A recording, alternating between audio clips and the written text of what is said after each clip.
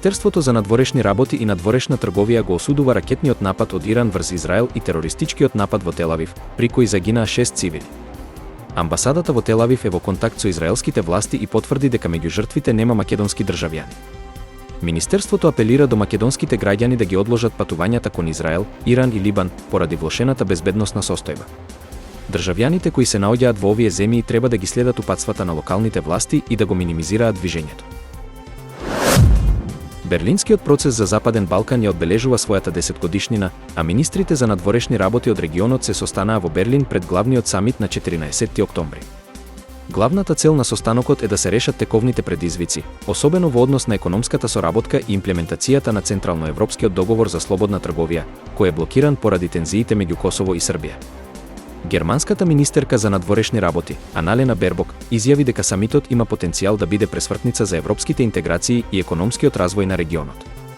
Иако некои министри изразија оптимизам за постигнување договор, предизвиците околу блокадата на Централноевропскиот договор за слободна трговија остануваат нерешени, а иднината на Косово во процесот е неизвестна. Израел подготвува одговор на големиот ирански ракетен напад, со можни цели како нафтените постројки или нуклеарните локации во Иран. Израелските власти за Аксиос изјавија дека одмаздата може да вклучи воздушни напади и атентати, но конечната одлука не е донесена. Израелскиот воен кабинет сака да ги разгледа опциите во координација со Соединетите држави, со оглед на можноста за поголема ескалација од страна на Иран. Во меѓувреме, околу 100 ракети беа истрелани од Либан кон северен Израел, а израелските одбранбени сили продолжуваат со операции во Јужен Либан. Израел им нареди на цивилите во неколку села на југот на Либан да се евакуираат.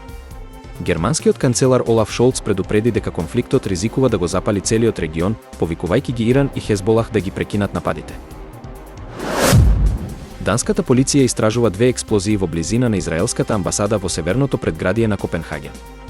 Според нивното соопштение, нема повредени, а на местото на настанот се спроведува прелиминарна истрага. Властите разгледуваат можност за поврзаност со израелската амбасада која се наоѓа во областа.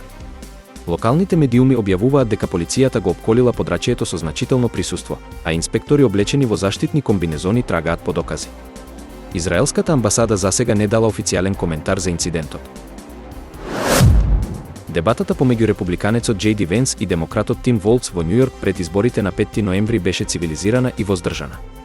Кандидатите поминаа значителен дел од времето напаѓајќи ги ривалите, Трамп и Камала Харис, наместо еден со друг.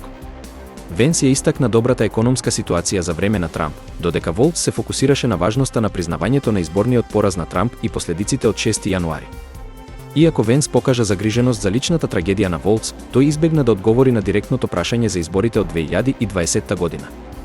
Дебатата, иако со неколку тврди политички удари, најмногу му користеше на Венс, кој во своите изјави акцентираше на проблемите кои, според него, ги создадоа демократите.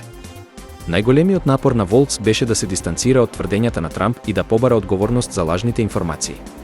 Како што дебатата напредуваше, Волц покажа повеќе самодоверба, особено во деловите што се однесуваат на имиграцијата и правата за абортус, каде што двата кандидати имаа конструктивна размена на аргументи.